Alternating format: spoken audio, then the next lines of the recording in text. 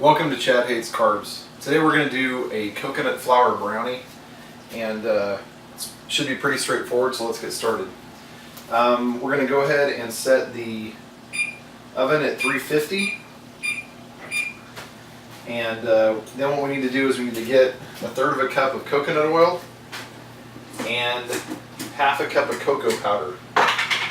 And I always hate trying to get this out because it generally doesn't come out very easily, so because it's getting to that time of the year when it's not all just melty, so we gotta kind of goat it in here. So let's do 1/3 of the cup. It's probably pretty good, and we're gonna just stick it in this pan here. We're gonna melt it with the cocoa itself.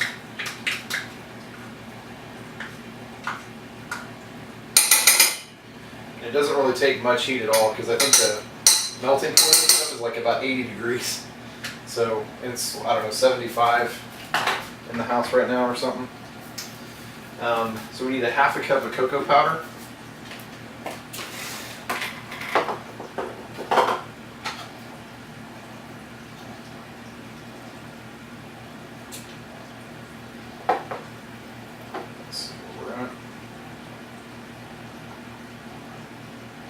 I'm not going to try to maximize the amount of cocoa powder because these always end up being too strong for me, so I'm going to just take a little extra out of there. Okay, it's 1/2 a cup. I want to get all that mixed up in there.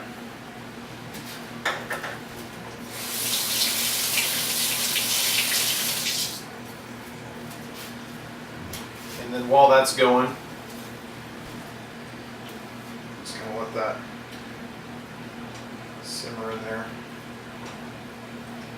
I'll let it go for a little bit. I think I'll turn it up to 3.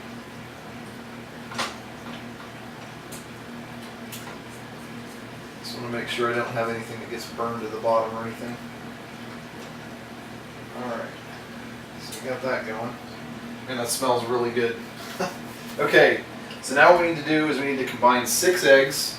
Again, low carb, you're going to see a lot of the eggs. 6 eggs and a cup of, they call for coconut sugar, but I'm not going to use coconut sugar. I'm going to use the sucralose, which is this is the generic Dillon's Splenda. I'm going to use a cup of that instead, because coconut sugar is supposedly lower glycemic index, but it still has carbohydrates, so I'm not going to chance it. So we're going to do 6 eggs into our mixer.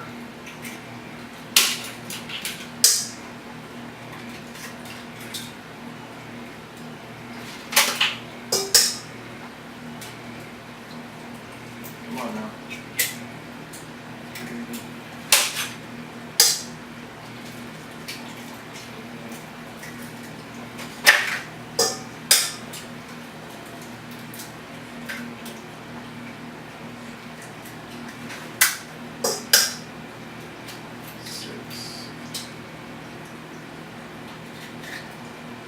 So we need 6 eggs.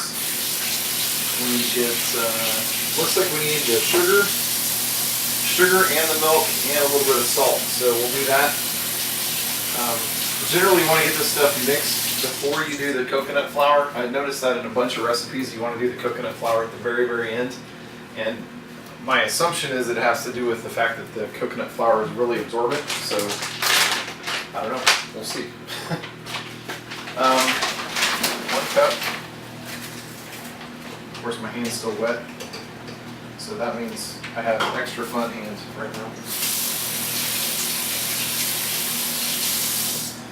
Okay, so we got 1 cup of that. Then we need what? Quarter cup of milk. So we're using almond milk for hopefully obvious reasons. Let's see here. Do I have a 1/4 cup? Yeah. 1/4 cup. And all of you purists out there, I'm sure, will yell at the fact that I'm not using a graduated cylinder for this, but it's alright. We'll survive.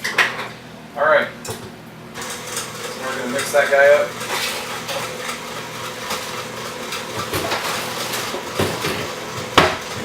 trash. Alright. Let that go for a little bit. Get it all. There we go. Looking good. Speed it up a little bit.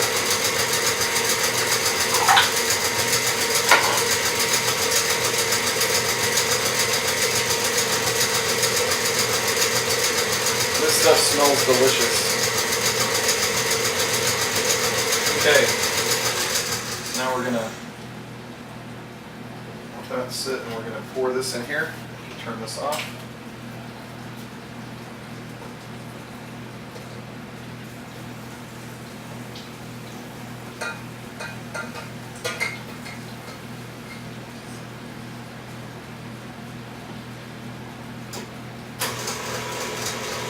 Let's get that going. Now, in this recipe, there were no, here's how you pour it in. It just says, literally says, add the chocolate mixture. So the fact that this is a little bit warm, I'm wondering what that's going to do, because I would assume that it would start to cook the eggs, which is generally not a good idea. But hey, that's why this is fun. Because you potentially make mistakes. Alright. This guy going. Alright. Got that in there. Alright.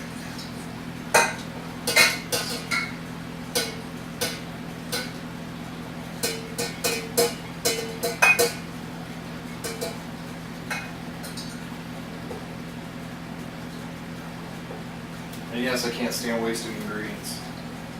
I'm the worst about that. Alright. There's the chocolate in there. Yeah, you can hear it sizzling. I only had it on 2. Maybe I shouldn't have had it on 2. But hey, it smells good. Alright. So now that we've got all that stuff mixed all in, and it's still smooth, I don't see any big chunks of egg, so that it probably didn't have any adverse effects having it warm. Or at least not horribly adverse. Okay, so what we're going to do now is we're going to mix in the coconut flour, and we need a half a cup of coconut flour.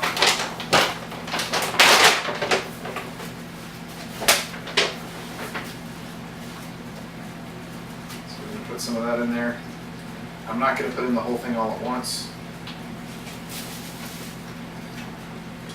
because coconut flour tends to be really, really powdery, and it flies everywhere, so I'm just going to put that in a little bit at a time. And I'm realizing as I'm doing this, I probably should use a different blade on the mixer.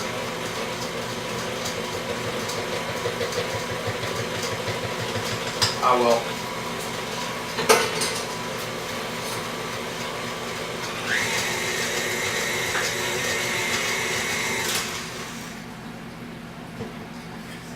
Because those batter blades would be scraping the sides here, and that's not what's happening. So I think I needed to should have used the batter blades. Chalk that up to experience. All right. I don't even know if that's the right way to use that phrase, because now that I'm thinking about it, it doesn't make a lot of sense. Okay, so at this point we need to grease our dish.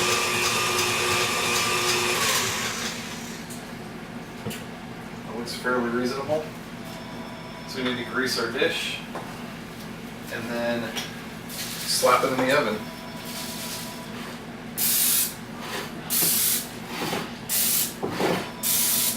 Nobody ever calls here, so it's probably somebody from New York calling me about the election.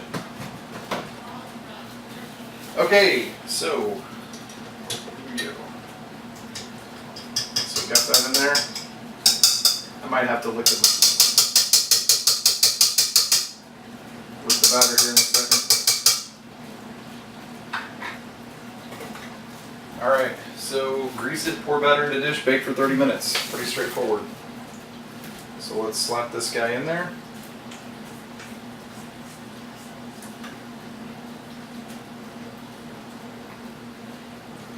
Looks kind of chocolatey.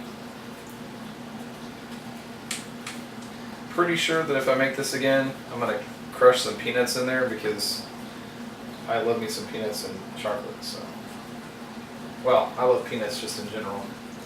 So it's generally never a bad move, in my opinion, to add peanuts to things. Peanut sauce in Chinese, super awesome. Peanut butter sandwiches, especially if they're dipped in milk. Of course, I can't eat that stuff anymore unless I make my own bread. I love me a peanut butter sandwich dipped in milk. Anyway.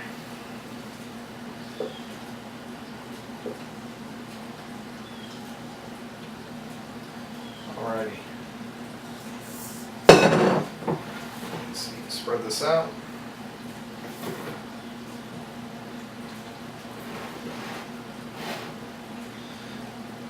Not really thinking this is going to rise a whole lot because there's literally no coconut oil, coconut oil, cocoa powder, eggs, coconut sugar, milk, salt. I didn't do salt. Should have done salt. I'm not going to do it now. Got a little salted covering or something on the top. That'd be pretty messed up. But a pinch of salt for this whole thing, can't do that much for me.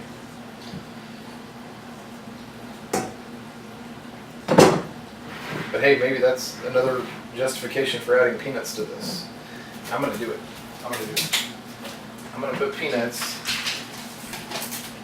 on some of this because my wife might want to eat some of this and she might not want the peanuts. I'm gonna put peanuts. So here we go. 30 minutes later. Let's see what we look like. That looks pretty good. Let's test it with our toothpick. See how we come out. Looks pretty good.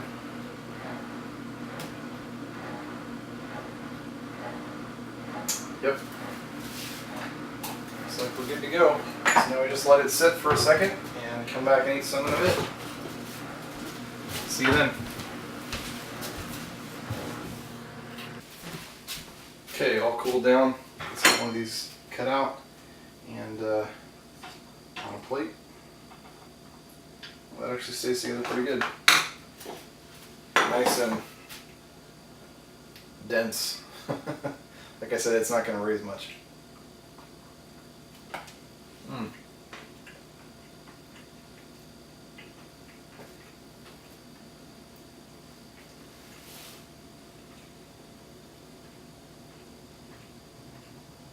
It's very moist.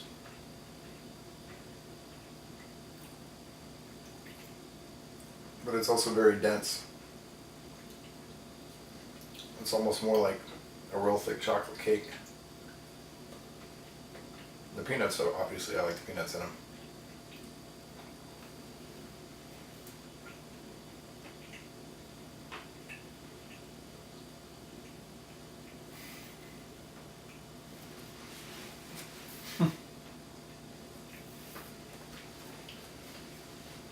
Feels like eating peanut butter.